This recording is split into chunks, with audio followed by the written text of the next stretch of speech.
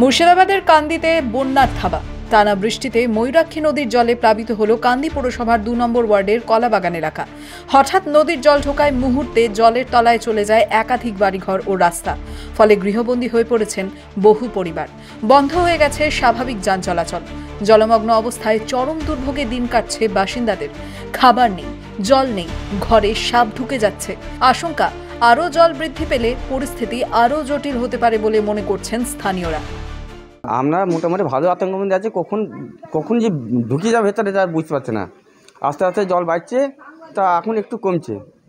তা সবথেকে বেশি উপদ্রব হচ্ছে খাওয়া দাওয়ার আর জলের আর সাপের, এইটা সব থেকে ভয় বেশি ভয়। সাপ কি পোকামাকড় কি বাড়ির ভেতরে কি ঢুকে যাচ্ছে? হ্যাঁ, এখনই তাড়িয়ে এলাম দুখানে সাপ। আমি দুজনাতে টাসি নিয়ে যেয়ে লাঠি নিয়ে যেয়ে তাড়িয়ে এলাম। সব বাচ্চা ছিল আছে, সাপের ভয় বেশি। প্রতি বছর মনে জল বেড়ে গেলে পরে এই দিকটা সব টোটালটা ঢুকে যায়।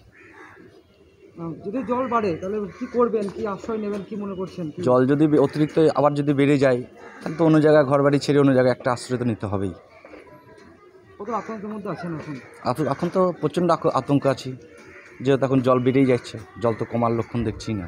ভয় লাগছে চরম, খালি সাপ, খুব সাপ, আর ছোট বাচ্চা আছে, কি অবস্থা দেখো গা, না দেখলে বিশ্বাস করবে না বাবা। ঘরের ভেতরে কি সাপ ঢুকে যাচ্ছে না? যাবে তো, যাবে না, বড় বড় সাপ, আর আবার তুফান জল আমরা যেখানে আছে। যদিও স্থানীয় বাসিন্দারা জানান, পুরসভার চেয়ারম্যান ও এলাকার বিধায়ক অপূর্ব সরকার প্রতিনিয়ত খোঁজ খবর নিচ্ছেন এবং তাদের ত্রাণ সামগ্রী দিয়ে সাহায্য করছেন, কিন্তু এই জল যন্ত্রণা কবে শেষ হবে কেউ জানে না।